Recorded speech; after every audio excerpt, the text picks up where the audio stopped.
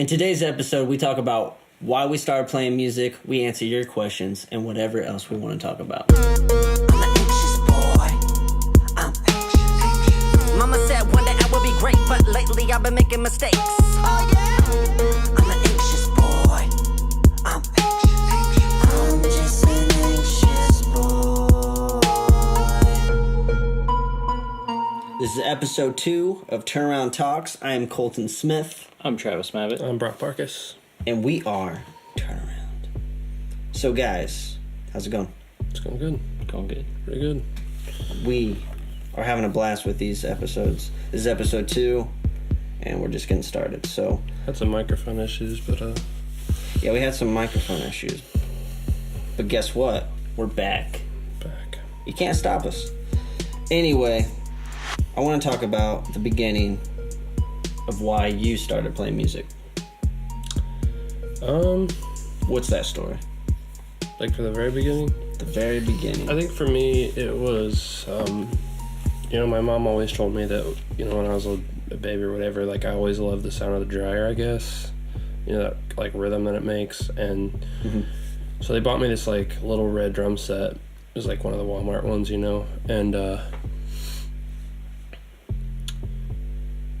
she had this filing cabinet. It was like this box, right? And it had this lid, and you'd open up the lid and there'd be all these files in it. Well, I would shut the lid and I'd sit on it. That was my stool, and I used that until I was old enough to like bust the top of it.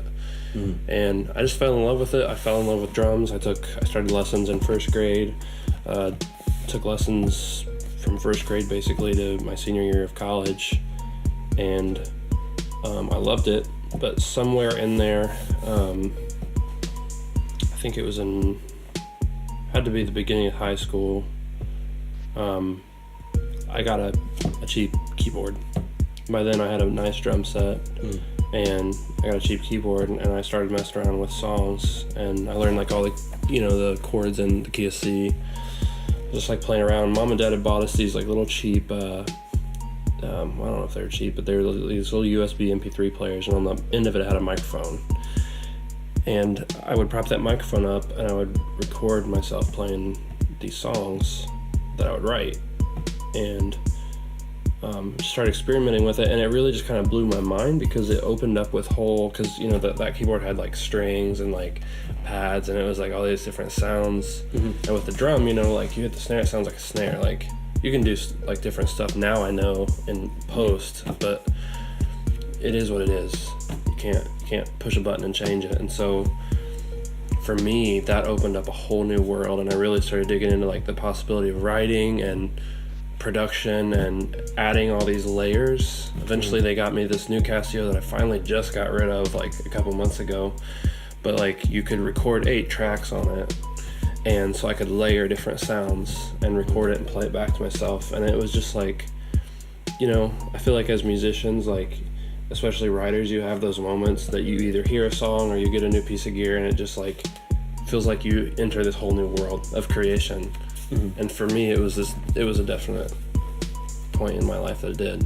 And that whole experimentation of that, I feel like basically kind of led into the band. Yeah. I wasn't good at all, and I remember the MP3 recordings. I still have them. do you? Let's play it.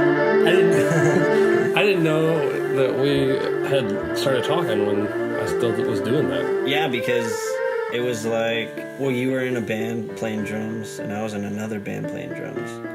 And so when I would come over, you're like, hey man, I have these recordings. So I'd play your drum set, and then you kind of show me what you were doing. And then I think you gave me a CD or whatever of like the songs you It wrote. shocks me So that it has, those like, recordings it has, convinced like- him to play. Well, it was something new and different. Like no one was like doing like this piano thing. It was all like, I don't know. It was It's more of a pop thing than a rock thing. Yeah, which I like rock music, but it was just different. So I was like, I don't know, this could be something cool. So, but yeah, that was kind of my first introduction of what Turnaround would be. Feels like forever ago. So a lot of those songs were our first songs. But Travis, what about you, man? When did you start like really getting into music? Like what age was that, do you think? Like actually like playing guitar or whatever. Like getting into music. I mean, Playing guitar. I started playing guitar when I was probably about 13, 14 years old. Was there anything before that where it was like, I want to play an instrument, or it was just kind of like... When were you hooked? Like, what was it that hooked you? Because for Brock, it was like super young. Me, I think it was super young too. How sad do we want the story to get? I mean, just tell your story, honestly. No, like, so when I was a kid, like my earliest memories of music and like the constant exposure to music was my mom used to get real crazy drunk, and her and my dad would fight, and then she would come to my room and play music because he didn't want to hear it, and they'd be around each other. So, what kind of music did he hate? Well, just anything. Oh. So how did that, I guess like from the outside looking in, because I never knew that. Yeah. From the outside looking in, how did that, like, for me, if I was in that situation, it seems like your response would be like a negativity towards music, but instead it became something that you wanted to do. Like, I feel like that's connected to a bad experience. Like, how did that... Yeah, thinking back on the situation, like, I don't even know if it was necessarily that enjoyable. Like, the fact that she was in there, but they were never associated in my mind, I guess, the experience and the music. 'Cause, I mean, two weren't connected. Yeah, I heard music all the time. I just not on a regular basis, and that made it on a regular basis. What made you want to pick up a guitar, though? What was that like? I don't know. Like, I got my first guitar. Like, I never really learned to play it, but I remember my guitar my dad got me a guitar for Christmas. Did you want it? Or was it just like, here? Yeah, he just got it for me. I don't think I asked for it. I never really learned to play it. Then I learned to play guitar when I was locked up. Yeah. Do you feel like there was like, do you have a memory, like was there a certain experience, song, or something that like hooked you to it? No, it was or was never it this that. like slow process? It's just like something to do while you were locked up. Yeah, I would say. So they let you have a guitar? Well, yeah. Yeah. Some places they let you have a guitar. Some places they don't. But one place in particular I was at let me have a guitar. One thing that I think is really cool thinking about the history of us is like, you know, when I switched to using a computer, you taught me how to use Fruity Loops, which is what I was using at the time. You know, and you had started, you know, kind of creating beats on that. Like, what? I've never asked you this, but like, why did you start branching off from guitar? And now you're even trying to branch off even more so, trying to write more, trying to produce on like our records. Yeah, so I mean, like, why not just stick with guitar? like I feel like in a lot of ways that's probably why my story's not like your guys's. Like, it's not like I didn't wake up with a plan. Like there was no, this is what I want to do and I'm going to switch to guitar because to or from guitar for this reason. Like, it was just, I feel like I completely butchered this whole Like a new adventure? way. No, I just feel like I could probably answer this question more succinctly. Do you think you grew with it? It was just kind of like something... Yeah, I grew with it. That's probably... Because, like, for me, or you said there's something to do, but when you got out, was it just like... I don't know. Because I feel because for me, I don't feel like in my mind, I was like, I'm destined to play piano. Like, for me, I tried piano and learned that I loved it. Right. You know what I mean? Like, so... I don't feel like I had a purpose. Yeah. I feel like it was experimentation, and out of the experimentation, I found out that I found a love. Right. I love playing guitar, but I'm sure I would have played something different had somebody handed me a different instrument. Yeah. You also said you played bass, though, in high school, right? Yeah, it was upright, fretless. Very different. And that was before the guitar, right? No. No? That was after. Well, yes, that was before I actually ever learned how to play guitar. Okay. But not before I got So what was guitar. the big, like, oh, I'm going to play the upright, or... again, man, like Just it's someone not- handed you and said, "Hey, I you was want to like, play?" I'm gonna join a club. Like, I gotta pick something. I'm gonna pick music class, I guess, because I've kind of done music stuff already. Like, it's Okay. not. So it's just something easy. I know that for you though, like it sounds like when you're describing these things, it sounds in your voice that you're like, oh, it's not as impressive. But like, I almost find it more impressive because like, you're good at everything you've tried. Like, Yeah. you know, like if you sit down with a guitar, you're crazy good at it. You can, like, I can hum something to you, you got it, or you just come up with parts. Bass, you got it.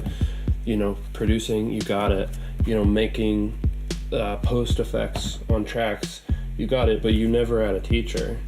You know, and I feel like my fallback can be like, oh, well, like I had lessons for like 12 years of my life, but with you, like, you just had to grind until you felt like you had it.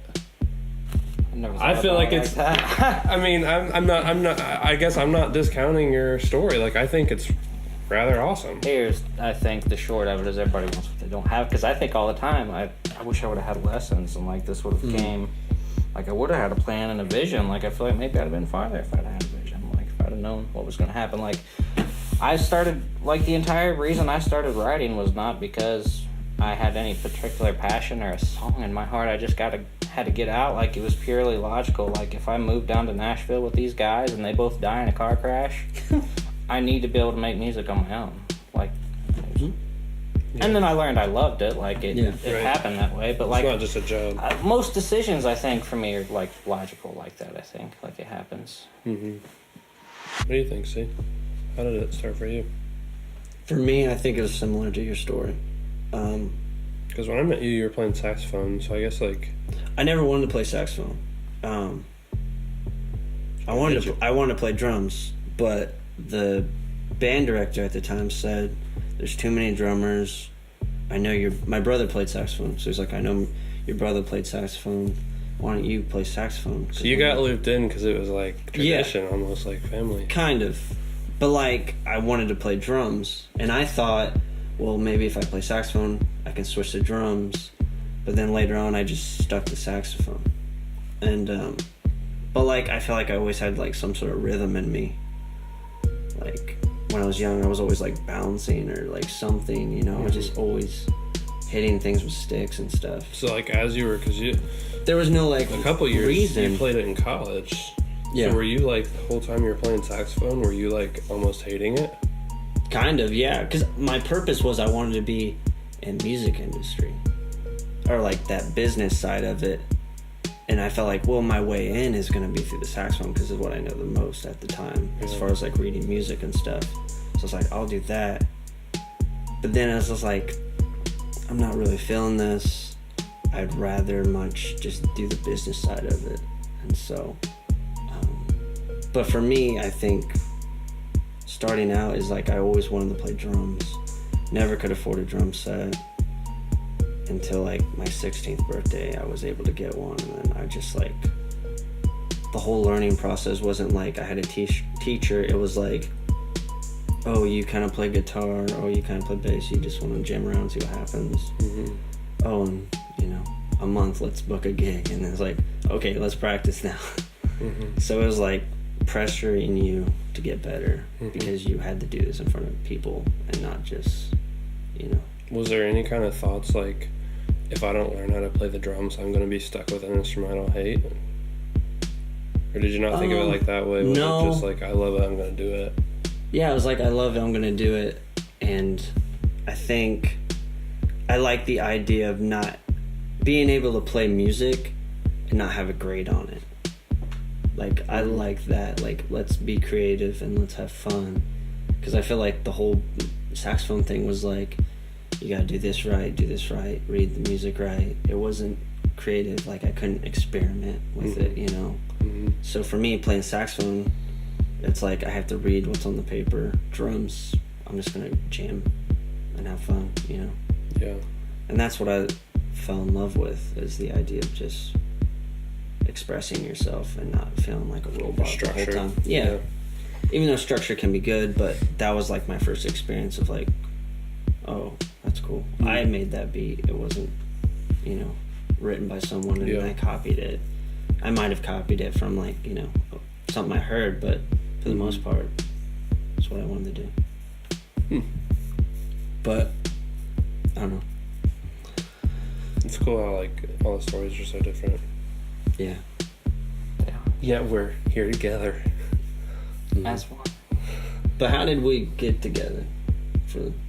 Because I know Matt Brock at a football game, and See, because the thing that I can't remember about the story, maybe you do. I remember you coming over. I remember we became friends, and I was showing you songs off that little thing. But remember when we had that thing at the church, in the sanctuary, and we had several other musicians that never ended up being in the band. How did we get there? I remember it goes back to the MP3s. You know, you showed me songs, and I was at a point with my old band that, like, there was so much drama in it. Like, people just wanted, like, oh, I want to do this song. No, I want to do this song. And I was just like, I just want to have fun and play. Right. And I also wanted to play drums for a purpose. Like, I wanted this reason, not just for fun. Like, there had to be some mission statement for me, you know? And so I ended up quitting just because I was sick of it, not knowing, you know, I was going to be in a band again or anything. And then I remember... And how long were you in that band? I was probably in the band for maybe a year or so. Oh, that must seem like a lot longer. It wasn't it's so that funny long. because when we were at the church, I remember thinking like, wow, I hope this goes really well so he stays. Like, I feel like all these other people showed up and I was just like, man, I hope Colton stays. And then like you ended up being like the only one there because you weren't there at that, were you? I think he was there. Yeah, where Colton Bickle and stuff was there. Yeah. He was there. We had some different people, but I think what's funny was, like, the day I quit, you ended up getting dropped from your band because you were too young. And so I was like, wow, this could be a sign from God or something. I was like, whoa, why don't we just be in a band together, dude? Forget those guys, you know? And then that's kind of how it started. And then I remember thinking, we need some guitar. We need some... Because right now it's just like this 21 Pilots thing of just piano and drums. I was like, we can't have that. No one's going to buy that. I was wrong. So anyway, we're like, who plays guitar? And so that's when you... Because I never met Travis. I might have met him, but I didn't know he played guitar. I don't think you might, man. And he started playing the worship team, and I think I was like, wow, this guy sounds really good. And then we just kind of started putting it together. Yeah. The rest is history. I guess so. That was a long time ago. I feel like we're digging into the archives here. We really are. It's weird to think about. Blown off the dust. But we played without a bass player for a while, and now we're still without a bass player. I don't know. I definitely feel like we're a lot more serious and mature about this than we were. Yeah. I mean, I would hope so, because, I mean, we literally were kids. Comes with age. Yeah. And failure. Well, you kind of find out who you are and why you're doing this, and I don't think we would stick with it if we weren't serious about it, you know? What's the point? There's so much, like, heartbreak. Well, that's and the being in truth. a band, It stopped you know? being fun a long time ago. Yeah. I mean, that's not true. You have the moment. It's fun, but... there's a lot It's work, more too. responsibility. Yeah. And there's a lot of sacrifice. I don't think I realized that. Like, Yeah. you know, all the other kids in high school hang out. C and I are trying to write a song. You know what I mean? Mm-hmm. It's not like we were being forced to do it. We definitely chose it, but you do have to kind of pick what you want to do. Yeah. Anyway, guys, let's go to some questions. I love these. So, here's a question. On Facebook, Andy Witten asks, will Brock ever get a smaller piano? Will you ever get a smaller piano? Then what? What was he referencing? I think this big wooden grand piano I thing. did. Not a grand piano, but a Upright. piano. I did. I bought this little Casio piano Yeah. at an antique store. Oh, yeah. We got video of that. We do. I played an acoustic video with it. It was in Lazy Bones. Lazy Bones. So, make sure you guys watch that. That thing's one of my favorite keyboards. So cheap sounding. I love it. It's battery And operated. the box looks like it's straight from the 80s. And the coolest thing about it is, you know what I'm gonna say. I do the know coolest what you're thing gonna say. about it is like the keys. The keys and the letters. It came with stickers with the notes, and they started at the beginning with C, but it really starts on like F, I think, or something like that. So like the whole thing is wrong. God bless their heart. They were playing the wrong notes the whole time. And I will never take those stickers off because it's part of it. I like it. I think it's cool. So yeah, we got a smaller piano now. We do. On Facebook, Kyle Hammond asks, what's your hardest obstacles to overcome and what motivates you to keep going? Well, that's a big one. That is a big one, Kyle. Getting passionate. I'll take it. Travis, hardest obstacle. What motivates you? Try to answer this with some gentility. The biggest obstacle for sure is myself. What motivates me? To be real, sometimes I feel like there's no motivation. Like you do it because you know you're gonna die. Whoa. Yeah. I feel like there's a lot of background, but when I say myself, when I say that I'm the one that gets in the way, I mean it's anxiety, depression, self-doubt, like even like almost stuff. So Yeah. What motivates me to keep going, I think for the most part, is hope. But to be real, sometimes there's moments when there's no hope and you're just moving because you don't want to stay still. Yeah. Is there almost like this sense? Because for me, I feel like there's this sense of like when I get older, I don't want to regret the choices I made today. Do those kind of thoughts about the future influence that? So I try not to let that get to me too much because I don't ever really feel like I'm not working toward becoming better at my craft, and I feel like those things take time. So if I let myself think I'm not there yet, it psychs myself out. Right. Like I firmly believe in the 10,000 hour rule. I mean, not hard and fast, obviously, but Yeah. Yeah. did I answer the question? I don't know what the question was. Do you have hope for like a greater, like, I guess that motivation? Like, what's that ending for you, or is there an ending? You know what I mean?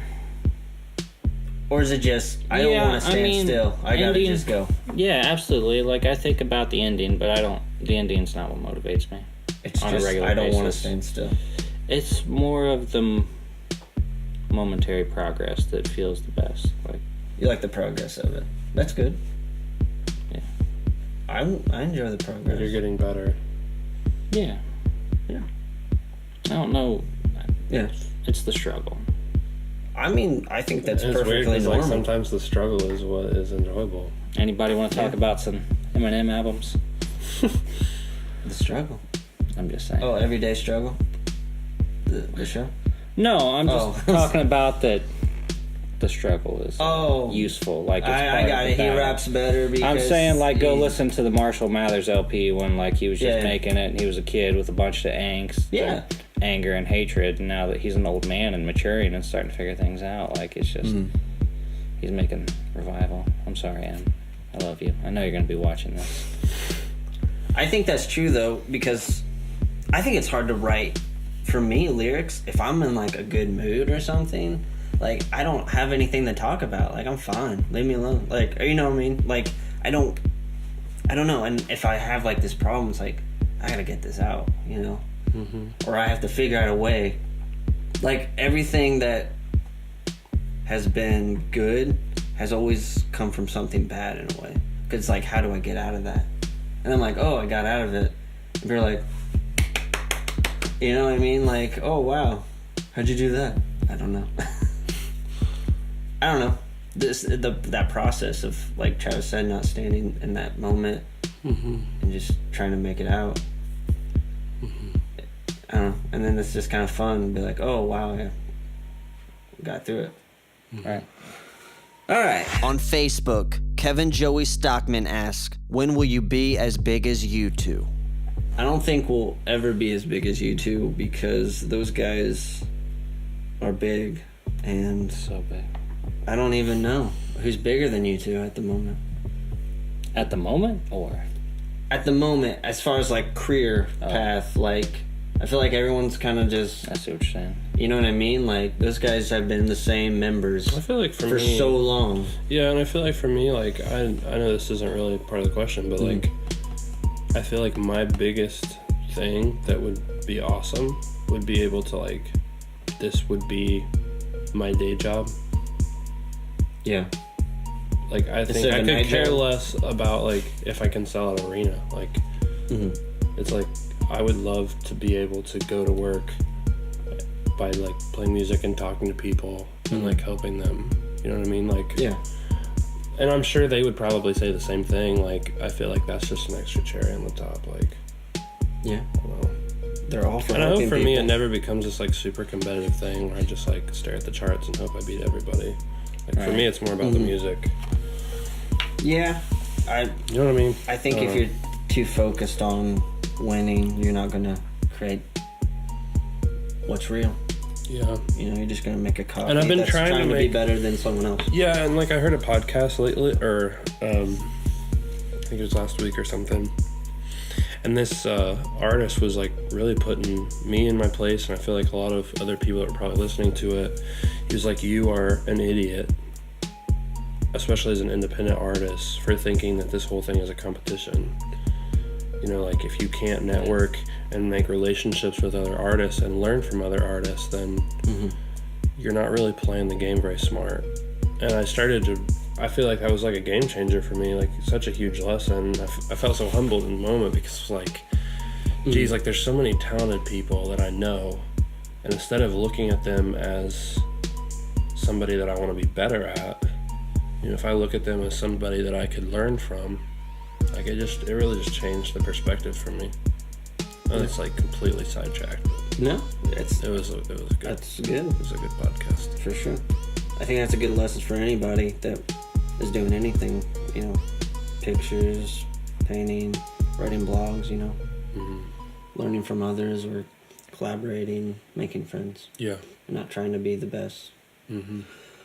All right. On Instagram, @Crystal Daily ask, when are you gonna drop another Christmas album? Go Crystal. I feel like some of these people are like I know, they just... engaged. It's They, awesome. they want the Christmas album. Yeah. We released a Christmas album, 2 years ago? Called The Best Christmas, EP. And we went on tour with Toddy Funk and... I wouldn't be shocked if Some maybe cool we guys. came out with a single this year, but I don't know if a full project is in the mix. Yeah. I don't know. It's hard to say. Yeah, I don't know. Anything's We like Christmas, but we've been busy making music and doing stuff, so hopefully we can get something out this Christmas. I think that would be fun. Yeah. Big plans. All right, guys. Well, that's all we have for Turnaround Talks. Tune in next time. I'm just an anxious